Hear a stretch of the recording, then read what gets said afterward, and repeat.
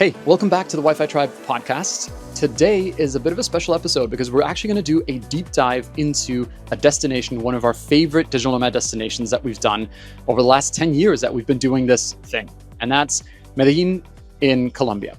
Now, Wi-Fi Tribe's been around for, 10 years. We've done probably more than 350 trips, and we kept on coming back to Medellin because we love it so much. And I ran quite a few of those trips, but also I just kept on coming back and staying for 2-3 months a year in Medellin. It kind of ended up becoming one of my personal nomad bases back then. So we want to talk to you about this, to download everything that's on our minds, everything that we've kind of experienced there, pass it on to you so that you can make the most informed decision whether you want to ultimately maybe make your way down to Medellin or add it to your nomad bucket list as a destination to spend some time in, live and work from remotely. Hannah has also spent quite some time living there in between as well. So she's here to chime in on literally anything and everything that I've missed. I'm sure there's going to be a few things. And what else about Medellin? It's a place where people just get stuck. So people might go and try it out for a few weeks, end up staying there for months at a time, and some people end up making it their nomad bases. Hannah, I want to just pass it over to you so you have a chance to just say hi, quick intro as well, and then we can get into it. Yeah, so my name's Hannah. I've been in the Wi-Fi Tribe community for 3 years, and I'm also on the tribe team with Diego. This is my 5th year nomading full time, and I'm actually so excited to talk about Medellin. It was my first completely solo trip in Latin America. And I went in, I think, with some misconceptions that I feel like a lot of other people do as well. So I'm actually really excited to break some of those down. I'm actually here on chapter at the moment. So I've been talking about Medellin with like some of the tribers, and it just got me so excited for this conversation. Excited to dive in. Awesome.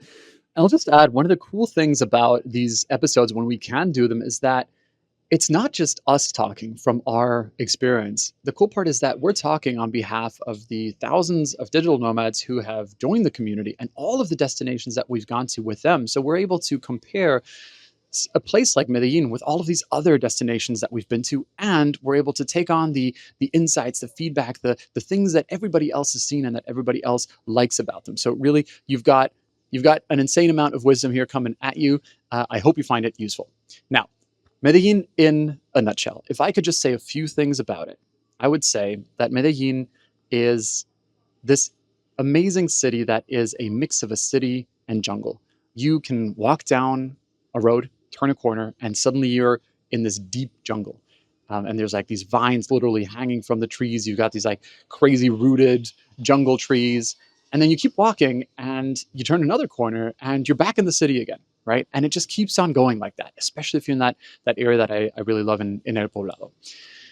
The second thing I would say about it, to give you kind of an overview of it, is that Medellin and Colombia in general are in some way the very essence of Latin America.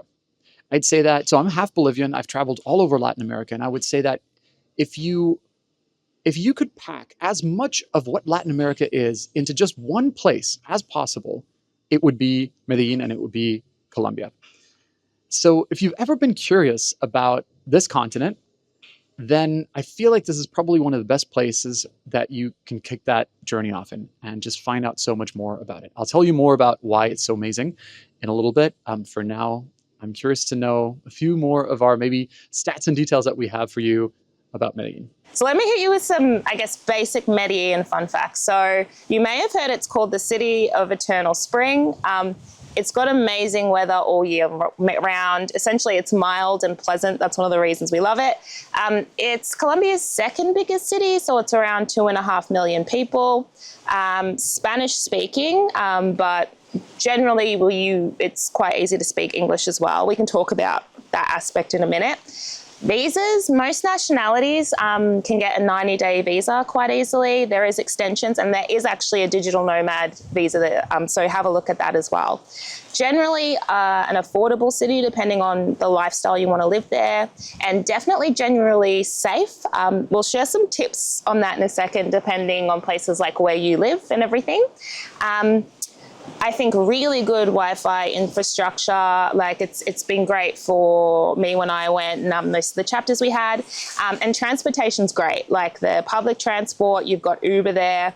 And the only other way I would describe it is it's a get stuck city. I am one of those nomads who's like, I'm just going to go there for a few weeks. It was 3 months later, and then I'm like, how do I live here forever?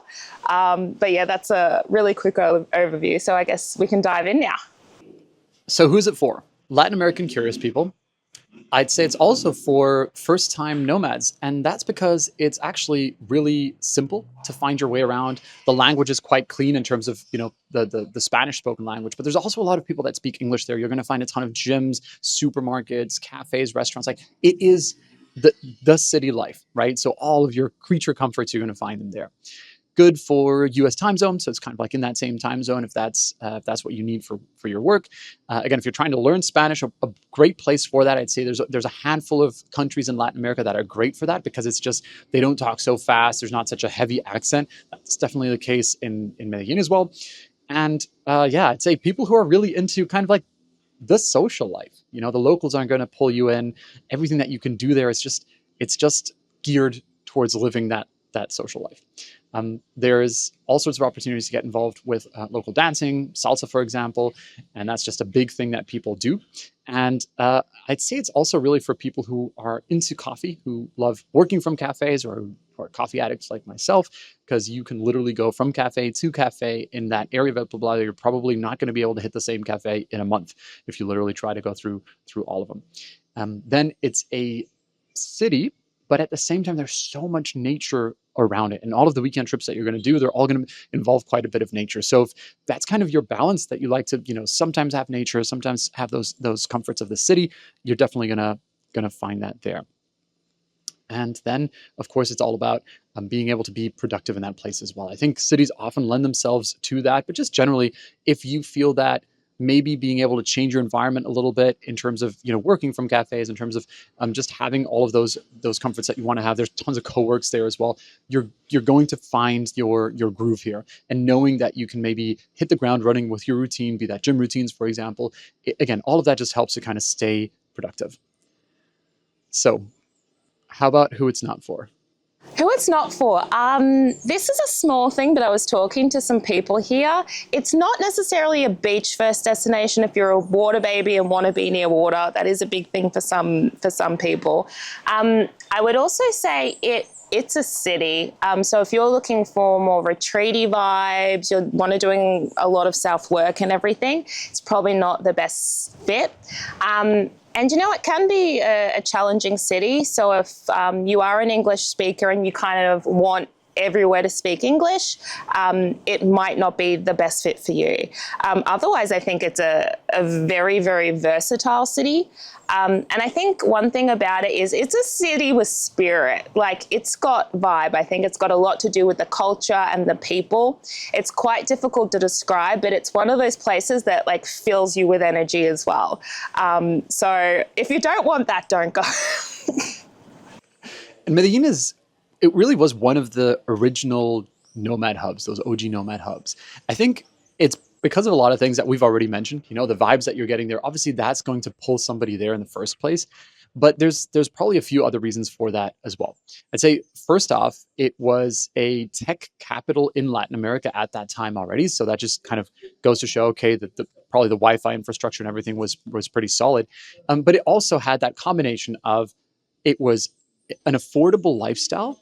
The lifestyle itself was amazing, right? Just like the living in Medellin is awesome. And then that you have this great Wi-Fi infrastructure and the cafes and the co-works that just allow you to get work done, right? And on that note, the cafe culture. So back when I was there, I would see every cafe had a bunch of digital nomads sitting in them. Obviously, people taking photos, popping it on social media. It's just the kind of place that's so inviting for that. And everyone's friendly for you to actually be working from there. So that's not a problem. And then, of course, also about El Poblado specifically, I think that was the place where everything began. It has this cool mix of locals and nomads. It's not just a tourist bubble. You see that the rest of Medellin comes to El Poblado to hang out and have a good time and go to restaurants. So let's talk about the day-to-day life in Medellin. When I was there on a recent trip with the tribe, We had a place that was in Manila, which is in El Poblado, so it was quite central there. And then every morning I would wake up, I'd go to a gym immediately, and they had like these, it was really inexpensive, I think for $3 or something like that. They had these workout sessions where you just show up 1 hour, you're totally shattered after that. I went home, got showered, grabbed my laptop, and immediately went out to a cafe. I'd have my first coffee of the morning. Absolutely love the coffee there, obviously Colombian coffee. And then I would have first breakfast out there as well, got a lot of work done. And then throughout the day, I just kind of felt like switching things up. I might go out for lunch and have some of the local food. And then maybe otherwise I'd go to another cafe and just have a cheeky second coffee in. And yeah, by the end of the day, there'd usually be plans for us all to meet up somewhere to go for dinner, because there are so many incredible places there that you really can't eat. You can't eat at all of the restaurants in a month. So, and the food really is, it's spectacular if you go to the right places. So we would go to all these different places, try them out every evening. And then after that, it would often just be, maybe out for a drink or two, maybe out to dance salsa together, or, something else, some local flair activity that we were going to do. Yeah. And then repeat. So yeah, curious to know if that was similar for you, Hannah. Yeah, I actually got into a really solid routine there. That's one thing that surprised me. So for me, I'd wake up in the morning, I'd sit on the balcony. So I actually stayed at a co-live because I really wanted to try to meet people there. So I'd sit on the balcony, do some journaling. Colombian coffee's great. So I loved hopping to different cafes to try the coffee. I definitely did Medellin on a budget, so I cooked a lot more, but I was actually able to eat out and find eats very affordable, even most days. So sometimes for breakfast or lunch I would go, and then I would get some work done. Also really surprised at how productive it is, because it is a big city with a lot to do, but I do feel like I got a lot done there. And then what happened in the afternoons felt impromptu. I feel like it's a great place to kind of meet people, make quick plans. So I was the same. Every now and again, it would be a salsa night. Someone met someone who found a really good lunch spot. One time I met a Colombian cowboy, and we went for a horse ride in the Andes. So it was kind of very mixed, but I got really into my routine, and I was able to do it on a very good budget. So I feel like day to day Medellin was one of the places that kind of was the healthiest for me, which is surprising. I thought that would be in a beach town, but yeah, I loved it. And I would say as well, I actually got quite a lot of not work done. I got dental work done. I went to a physio there. It was actually very affordable and very high quality. So if you're there, I would definitely look at that too. So little tip. Good bit of medical tourism. And Anna, actually, I think you're the best person to tell us a little bit more about how to find community there. Because every time that I was there with a tribe. And so we were traveling together. I had kind of that inbuilt community wherever I was going. What did you do? Sure. So this is the first place I went to completely by myself. So I was quite intimidated, but I found it such a good nomad hub. So it's not just good for meeting people. You meet people who genuinely live this lifestyle. Some of them have based themselves there, but it's a great place to connect with people who you could travel with later. It's a great place to practice and learn Spanish. So if you do this regularly, you can meet other people. Salsa lessons, again, are a great way to meet people. And then you have that kind of setup. I lived at a co-live, so I made some friends there. There's co-works, there's gyms, there's rooftops. Then you have the nightlife. So I actually built a social circle quite quickly. But I suppose the thing for me is I had a friend come later who is actually a triber. So I love staying at my co-live, and we would do things together.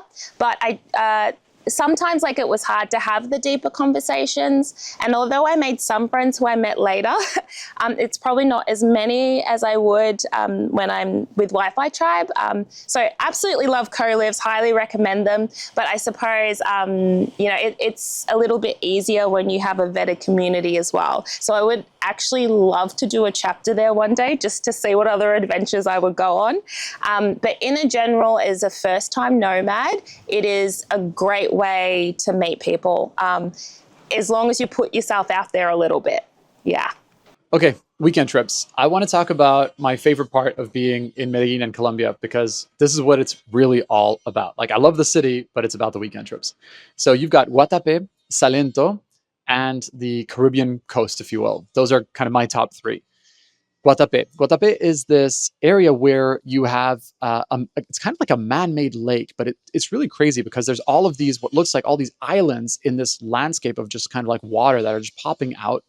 And there are what they call fincas. So that's these Colombian townhouses that have been built on top of all of these islands. And then you just go from one island to the other in boats. And we typically do this for a weekend. We'll rent Airbnb, maybe 1 or 2 nights, and we'll get this massive, epic, finca Airbnb that we split between all of us. And it's just the coolest weekend trip together because it's like you're living in these crazy homes. You've got pools outside, you can do barbecues together, and then you hop onto a boat, you drive around that area. It's just incredible. Next one, Salento. This is actually my absolute favorite. It's Salento and the Cocora Valley, and it's two parts. Salento is this little colorful Colombian town. So if you think about Colombia, like the traditional Colombia, it's right there. That's exactly what it's like. These old cobblestone streets and colonial architecture, colorful little houses, and they're built on top of this hill surrounded by coffee plantations. So it's about as quintessentially Colombian as it gets. And from there, you can go out on a hike to a place called the Cocora Valley, which has the world's tallest palm trees, looks like Jurassic Park, and it is literally the only place in the world that I have traveled to where I was actually physically speechless and I had tears in my eyes when I saw it. It was that wild. Like that was an insane experience for me. And a fun little add-on that I think you shouldn't miss if you go to Salento is there's a local type of game. It's a very, very old traditional game that they play there, where you take a metal weight and you throw it basically across the room. You try to hit this pile of clay, and there's a circle with explosive triangles on top of it that you're trying to hit. If you do, one of them will explode, and that's where you get the most points. And it's absolutely crazy to see all the locals kind of pouring down a few drinks and playing this wild game, and there's constantly stuff exploding left and right. You can play this in Medellin as well, but I highly recommend doing it at Salento. It's just that much more authentic if you do it there. Cool. Third one is all about the Caribbean. So it's really easy to take a flight over to the Caribbean from Medellin. And when we do our trips there, we often go to either Cartagena or Santa Marta. They're two really different places, but you're going to access the Caribbean from both of them. Cartagena is this colonial town. It's got this kind of like wall going all around it. But from there, you can then go out into the islands in the Caribbean. And Santa Marta has a national park called Tayrona. And that park is everything you imagine the Caribbean to be like. It's just jungle, and then suddenly you hit the beach, and it's got these beautiful rocks like that just feel like somebody's just placed them there. They're not real. So those are my three favorites. I know, Hannah, you've spent quite a bit of time there too. So is there any places that you really love to do? Look, here's what I have. I have Medellin regret because I didn't go to Salento. And everyone who goes there, I was talking to someone about it yesterday, absolutely loves it. So I literally think I would go back just for that. But I think you've covered like all the weekend trips I loved. But I do also feel like during the weekdays in the city, like you can still get a like adventure and still get culture. Some of the stuff we've talked about, like salsa and everything. I did a Comuna 13 street art tour. It's one of just my favorite tours that I've ever done in any city. It's such a good way to learn about the city. It's been through so much. The people have been through so much. And after that tour, it kind of changed my whole perception of everything. So highly recommend. And if you love art, it's great.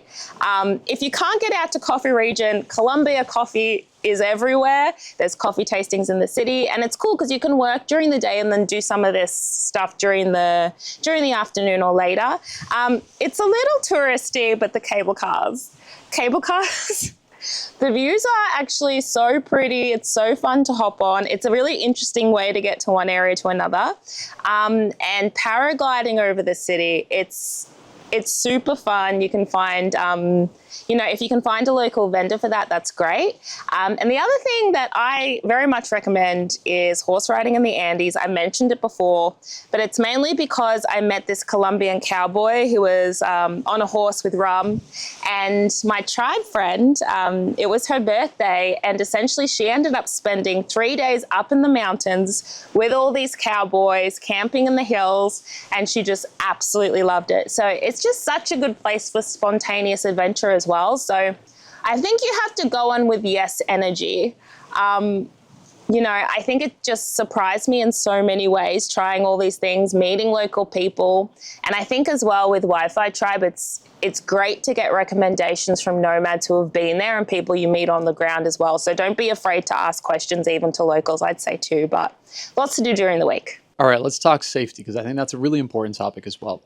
Now, first off, there is this misconception of Medellin that's kind of been propagated by the TV show Narcos. And people have held on to this idea that that's still very much what the reality is like there. And that's absolutely not the case. In fact, it's actually one of the biggest turnaround stories in Latin America. And Medellin is constantly referred to as this place that's managed to get out of that crazy situation, because it really was a very, very difficult time for the locals back then. And they managed to turn around so much that it's then become this incredible tourist place that attracts a lot of tourists around the world, right? So they've really managed to turn a city from being an unsafe place into a place that really is so safe that tourists are literally flocking to it, right? Still, of course, you do have to keep your wits about you, like in any major city, and also like in many places in Latin America, right? So there are some areas that are definitely safer. That would be El Poblado, and Manila is kind of a sub area of that, and Laureles. Those are typically also the two places that we would recommend staying in, but we'll talk about that in a sec. And then the main risk really that you have to be aware of there is petty theft, right? So I'll tell you two quick stories of what I kind of experienced while I was there. One is I was at a cafe, I had my phone next to me, I was working, and somebody came over, tried to sell me some pens. He had this paper that I had to read where it was like saying, hey, I'm selling these pens. And I was stupid enough to actually buy one of the pens. He walks away and my phone was under the paper. So I didn't realize that as he moved away, the phone wasn't there anymore. So like one of your classic magic tricks, phone gone. I didn't realize for a while and it was too late. Another situation, I was sitting at a different cafe and I was just hanging out with a group of people. I had my backpack at the bottom of my chair, and there were two people in that cafe who were kind of, again, opportunistic, looking for an opportunity to snatch something. And they tried to kind of pull my backpack towards them. Luckily, the backpack was a bit heavy. They weren't able to do it. And I realized in time, and I didn't lose my backpack. But it just reminded me that you have to be aware of the items that you have around you. So what I would do after that is I would kind of just have my backpack sort of leaning against my leg if I had it somewhere, or maybe just put like a loop under the stool, just so that I don't even have to think about it. And for, phones, laptops, anything that you have out, just don't leave it out. Always be aware of your surrounding, right? Another very simple thing is I just tend to not, in Latin America in general, not sort of walk around in the evening on my phone, either talking or trying to look at Google Maps, right? I would always figure out first, where am I actually going? Have a look at Google Maps. And then once I feel confident that I got the right direction, go there. If I need to check again, I might hop into a pharmacy, into a little shop, whatever I want to do, just to have a quick look. The point is you just don't want to flash something so that you create an opportunity when that's totally unnecessary, right? As long as you keep following those kind of principles, you should be totally fine, right? So Uber is another big recommendation there. It's very easy to get. It's inexpensive, and it's really it's what I would do in the evenings just to get around. And then, of course, there's the stories of dating safety. One of the particularly known one is that, and this really just affects guys. There's a kind of a drug that they use there that's called scopolamine, which will have you basically do what the other person says. And so what happens sometimes, or the stories that we've heard, it's never happened to any of us nor anybody that we know, luckily. But again, it's stories that you hear, is that somebody might put that powder on you, might blow it in your face, and then take you to your ATM and empty your ATM. So there's a few things that you can do to be safe around that. The obvious one is just have a crew around if you're going out late at night, especially if you're going out to areas that are maybe a little bit more on the dodgy side. But there's a few other things that you can do as well. If you do have a friend, make sure to let them know, to just be aware of that if you start to act in a kind of weird way, for them to take you out of that situation rather than keep going with the night. So that's just a basic little recommendation. Hannah, I'm sure that you've experienced a few different sort of perspectives there as well. You as a solo female traveler, especially because again, I was with our crew. Is there anything else that you would add to that? Yeah, I totally would agree with all of it. And look, I am a nomad. I've been traveling for 5 years. I am an anxious nomad. Honestly, I need to feel safe in a city to really make the most of it. I get anxious. Having people with me, at least that I met my co-live, I was way more comfortable going out at night. But I also feel like understanding the history and the culture, whether it's a tour, whether it's doing your own research, or just talking to locals about their city. I mean, you'll come to understand very quickly, even like through television shows or something, there is a drug history in that city. So not engaging with that, not contributing to that. And obviously, yeah. And the city has a lot more nomads there, and that does have an impact on the local community. So I would say, just to respect them and to help the locals. If you're booking a tour, try to book it with a kind of a local supplier. If you're renting an Airbnb, try to get a Colombian-owned Airbnb. I think that applies honestly for anywhere you go. And yeah, I will say just on the dating aspect, I still, Colombia, anywhere. I always tell someone where I'm going. Me and a couple of nomad friends have a little chat. And I'll say, I'm going on a date. I'll give them all the information I can. I have a time where I'm going to check in with them. So especially, I think, as a female, meeting in public places, everything like that, we support love. But it was the same for me and Medellin. But as much as possible, like really try to learn about the culture. And it's also how you can, I think, appreciate the city more as well. But totally agree with everything. Awesome. And I'd love to talk a little bit about where to stay, because obviously I think that's on everybody's mind, just wondering like, what is the best area? What's the best part of that city, right?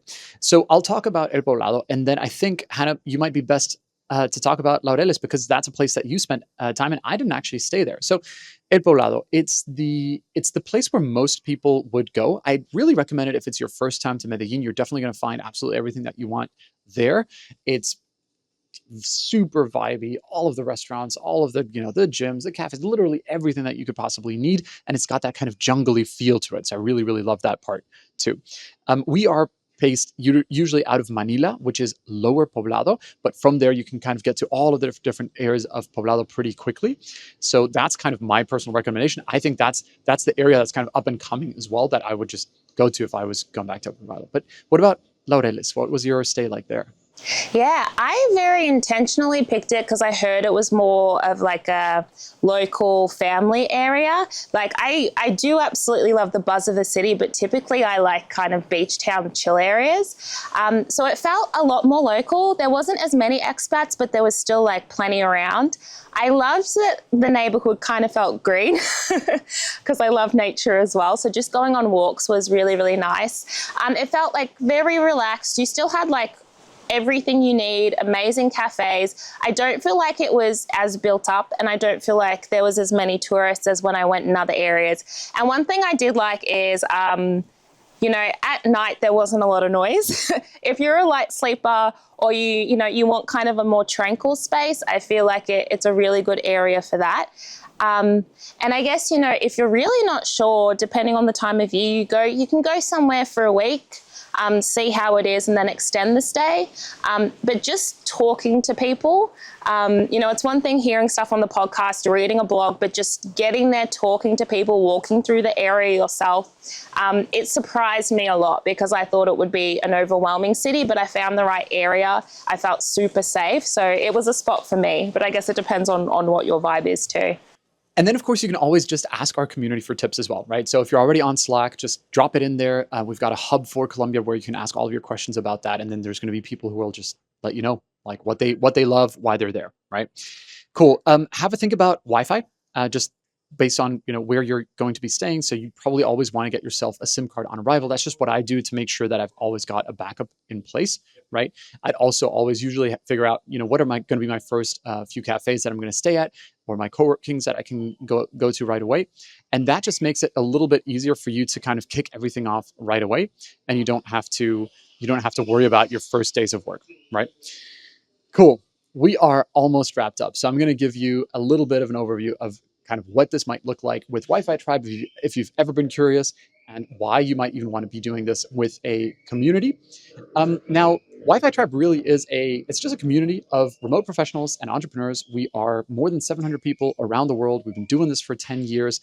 We do this totally organically. There's constantly people meeting up everywhere, but also we've got these trips, basically like co-living, co-working retreats that we do. We call them chapters, and Medellin, we're about to head there, is one of those trips that we do. So we've done about, I think, 350 of those trips. So we know a thing or two about them, how to set them up, how to make sure that the Wi-Fi is solid there. But most importantly, these trips are all about coming together with a group of 15, 20, 25 people, spending some time together, getting to know each other. It's all super curated. We have an admissions or interview process in place to make sure that you're going to vibe with everybody that's there as well. And ultimately, the idea is that you are going to leave that trip, leave that chapter with friends that you can continue to travel with for years, right? So what might start in Medellin, in this case, might continue on to all sorts of other destinations around the world, where you'll just keep on meeting people as you go, right? Now, Medellin with a crew would look a little different, I guess, than doing it solo. In our case, you'd arrive, you'd instantly have a crew of friends that are down for everything. We always kind of arrive on that same weekend, so that energy of meeting each other is strong. And then you'll see that there's going to be plans, because everything is co-created. We're not like prescribing anything, right? This is not a standard group trip. It's really all of us co-creating it together. So there will be plans all of the time, but those plans are going to be created by you and by everybody else who's there. So you'll see that with 20 people, there's just stuff happening all the time. And of course, it's just that little bit safer to be around a crew of people. Whatever it is that you want to do, you've got 3, 5, 10 other people that are going to be doing it with you at any given time. So it just makes exploring the city that much more accessible and that much more fun, right? We also have an app that we use that's called Pax. It's actually created by a triber.